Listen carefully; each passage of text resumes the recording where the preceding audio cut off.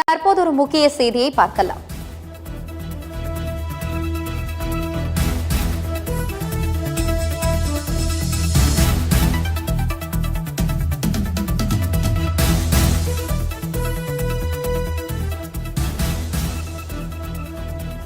சாத்தனூர் அணையில் வினாடிக்கு 9,000 கனஅடி வரை நீர் திறக்கப்பட்டுள்ளது.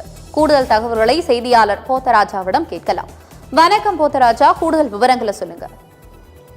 வணக்கம் ஆனந்தி. திருவண்ணாமலை மாவட்டம் சாத்தனூர் அணையிலிருந்து கூடுதலாக ஒவ்வொரு நீர் வினாடிக்கு 9,000 கனஅடி தென்பெண்ணை நாட்டில் திறக்கப்பட்டுள்ளதால் ஆற்றிவர கரையோர மக்களுக்கு வெள்ள அபாய எச்சரிக்கை விடுக்கப்பட்டுள்ளது. ஆனந்தி, திருவண்ணாமலை மாவட்டத்தில் 119 கனஅடி முழு கொள்ளளவை கொண்ட சாத்தனூர் அணையின் நீர்மட்டம் தற்போது 113 அடி கனஅடியாக உயர்ந்துள்ளது. அணையின் பாதுகாப்பை கருதி 2635 கனஅடி நீர் வெளியேற்றப்பட்டு வருகிறது.